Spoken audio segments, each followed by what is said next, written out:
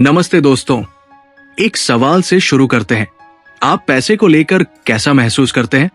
क्या ये आपको तनाव देता है या ये आपको आजादी का एहसास कराता है? हम में से ज्यादातर लोग सोचते हैं कि फाइनेंस, निवेश और अमीर बनना ये सब कुछ बहुत मुश्किल है। हमें लगता है कि इसके लिए हमें बहुत स्मार्ट होना पड़ेगा, स्टॉक मार्केट का मास्टर बनना पड़ेगा या फिर दिन रात एक्सेल शीट्स में सिर खपाना पड़ेगा। लेकिन क्या हो अगर मैं आपसे कहूं कि पैसे का आपके आईक्यू से कोई लेना देना नहीं है और इसका पूरा लेना देना आपके बिहेवियर से है। चलिए मैं आपको एक सच्ची कहानी सुनाता हूं जो इस बात को साबित करती है। अमेरिका में एक आदमी था, रोनाल्ड रीड। वो कोई बड़ा बिजनेसमैन नहीं था। वो एक गैस स्टेशन पर अटेंडेंट था और उसने अपनी आधी जिंदगी एक जेनिटर यानी सफाई कर्मचारी के तौर पर बिताई। वो बहुत साधारण जीवन जीता था। जब 2014 में 92 साल की उम्र में उसकी मौत हुई तो पूरी दुनिया हैरान रह गई। पता है क्यों?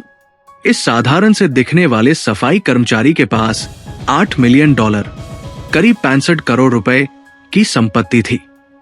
उसने ये सब छोटी छोटी बचत और समझदारी से लंबे समय तक निवेश करके बनाया था। अब दूसरी तरफ एक और आदमी था, रिचर्ड फ्यूस्कोन। वो हार्वर्ड से पढ़ा हुआ था। मेरिल लिंच में एक बहुत बड़ा एग्जीक्यूटिव था। वो फाइनेंस का जादूगर माना जाता था। वो इतना अमीर था कि उसके पास 18,000 वर्ग फुट का घर था जिसमें 2 लिफ्ट और 7 गैरेज थे। लेकिन 2008 के आर्थिक संकट में रिचर्ड ने सब कुछ खो दिया। वह दिवालिया हो गया। उसकी सारी संपत्ति नीलाम हो गई। सोचिए जरा, एक तरफ एक कम पढ़ा लिखा जेनिटर है जो करोड़पति बनकर मरता है और दूसरी तरफ दुनिया के बेस्ट कॉलेज से पढ़ा हुआ फाइनेंस एक्सपर्ट है जो कंगाल हो जाता है। ये कैसे मुमकिन है? क्या आप किसी ऐसी फील्ड के बारे में जानते हैं जहां बिना किसी डिग्री या अनुभव वाला आदमी दुनिया के टॉप एक्सपर्ट को हरा दे? सर्जरी में ऐसा नहीं हो सकता, आर्किटेक्चर में ऐसा नहीं हो सकता, लेकिन फाइनेंस में ऐसा होता है। क्योंकि जैसा कि मॉर्गन हाउसेल अपनी शानदार किताब द साइकोलॉजी ऑफ मनी में कहते हैं, पैसा कमाना और उसे संभालना गणित या फाइनेंस का नहीं बल्कि मनोविज्ञान का खेल है। ये इस बारे में नहीं है कि आप क्या जानते हैं, बल्कि इस बारे में है कि आप कैसा व्यवहार करते हैं। और आज किताबडोज के इस एपिसोड में हम इसी किताब की गहराई में जाएंगे और उन रहस्यों को समझेंगे जो आपको अमीर बना सकते हैं और सबसे जरूरी बात, अमीर बनाए रख सकते हैं। तो आराम से बैठिए और चलिए शुरू करते हैं। दोस्तों, मॉर्गन हाउसेल इस किताब में सबसे पहली बात जो समझाते हैं वो ये है कि पैसे को लेकर कोई भी पागल नहीं है। हम अक्सर दूसरों के पैसे के फैसलों को देखकर सोचते हैं कि यार, ये कितना बेवकूफी भरा काम कर रहा है।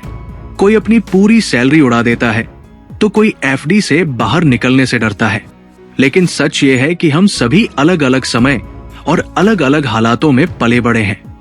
एक व्यक्ति जिसने अपनी जवानी में भयंकर मंदी और गरीबी देखी है, उसके लिए शेयर बाजार एक डरावनी जगह होगी। वही दूसरी तरफ एक व्यक्ति जो ऐसे समय में बड़ा हुआ जब बाजार सिर्फ ऊपर जा रहा था, उसे रिस्क लेने में कोई डर नहीं लगेगा। हम सब पैसे के बारे में जो भी सोचते हैं वो हमारे अपने जीवन के अनुभवों पर आधारित होता है। जो मुझे पागलपन लग सकता है, हो सकता है वो आपके लिए बिल्कुल सही हो। इसलिए पैसे के मामले में दूसरों को जज करना बंद करें और ये समझें कि हर कोई अपने अनुभवों के आधार पर सही फैसले लेने की कोशिश कर रहा है।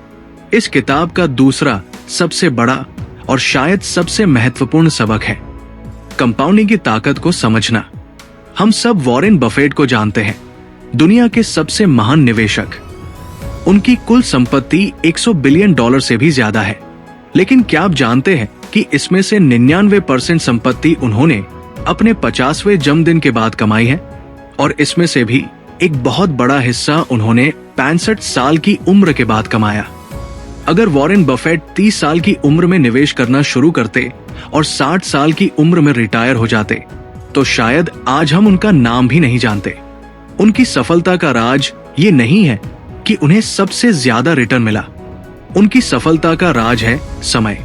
उन्होंने बहुत कम उम्र में निवेश शुरू किया और उसे कभी रोका नहीं। हम सब जल्दी अमीर बनना चाहते हैं। हम उस हॉट स्टॉक की तलाश में रहते हैं जो रातों रात दोगुना हो जाए। लेकिन असली जादू तब होता है जब आप अपनी बचत को बिना छेड़े लंबे समय तक बढ़ने देते हैं। कंपाउंडिंग को अपना काम करने के लिए समय चाहिए। जैसे एक पेड़ को बड़ा होने में समय लगता है, वैसे ही पैसे को बढ़ने में भी समय लगता है। थोड़ा सब्र रखिए। समय आपके पैसे का सबसे अच्छा दोस्त है। अब आते हैं एक और बहुत ही जरूरी कॉन्सेप्ट पर। अमीर बनना और अमीर बने रहना, ये दो बिल्कुल अलग अलग चीजें हैं। अमीर बनने के लिए आपको रिस्क लेना पड़ता है, आशावादी होना पड़ता है और खुद को दांव पर लगाना पड़ता है। लेकिन अमीर बने रहने के लिए आपको बिल्कुल उल्टा करना पड़ता है। इसके लिए आपको डरपोक होना पड़ता है।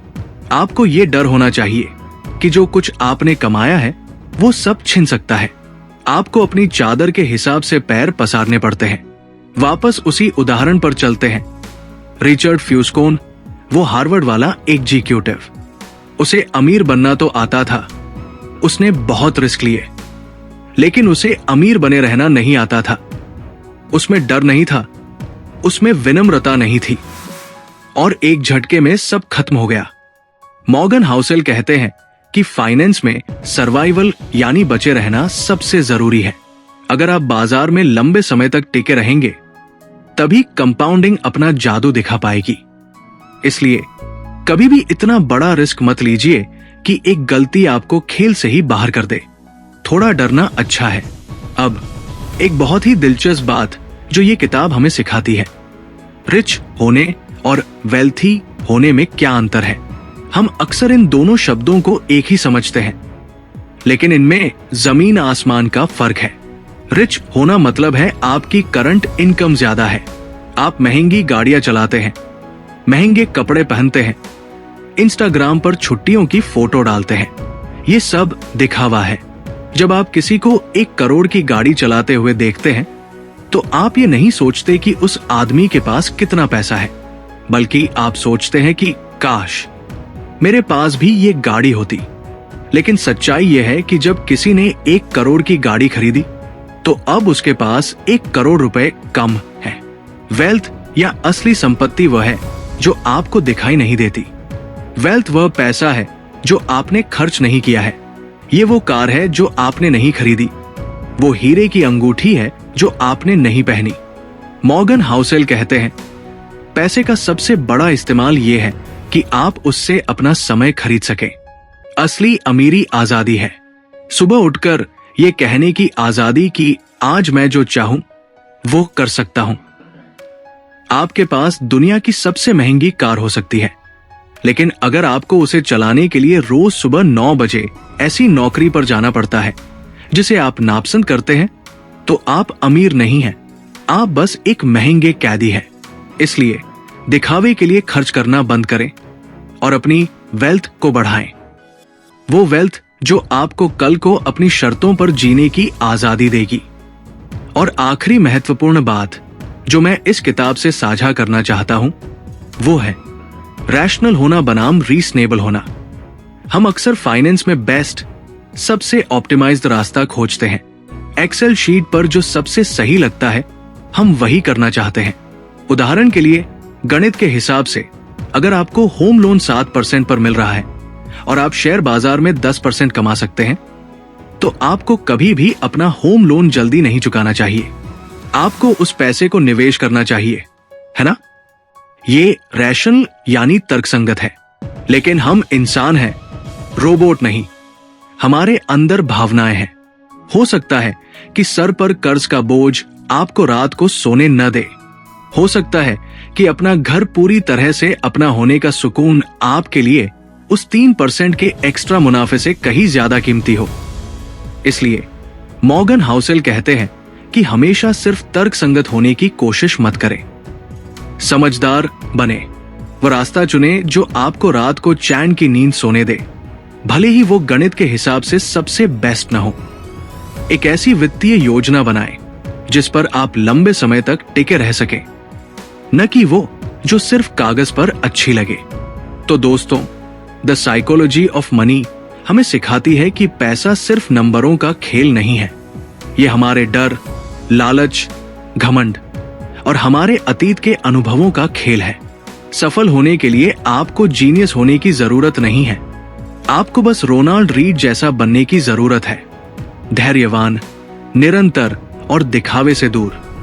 आपको बस ये समझना है कि समय सबसे बड़ा निवेशक है और आपकी सबसे बड़ी संपत्ति आपका पैसा नहीं, बल्कि आपका समय और आपकी आजादी है।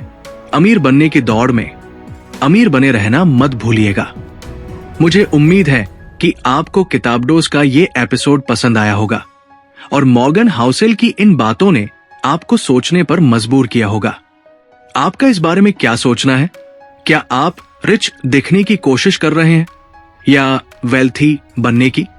कमेंट में मुझे जरूर बताएं। मैं आपके विचार पढ़ना चाहूंगा। अगर आपको ये वीडियो वैल्यूएबल लगा तो इसे लाइक करें और अपने दोस्तों और परिवार के साथ शेयर करें, खासकर उनके साथ जिन्हें पैसों को लेकर तनाव रहता है। और ऐसी ही बेहतरीन किताबों की सरल हिंदी समरी के लिए किताबडोज को सब्सक्राइब करना न भूलें और बेल आइकन जरूर दबाएं ताकि आप कोई भी नया वीडियो मिस न करें। मिलते हैं अगले वीडियो में एक और शानदार किताब के साथ। तब तक सीखते रहिए, पढ़ते रहिए और अपनी फाइनेंशियल आजादी की तरफ कदम बढ़ाते रहिए। धन्यवाद।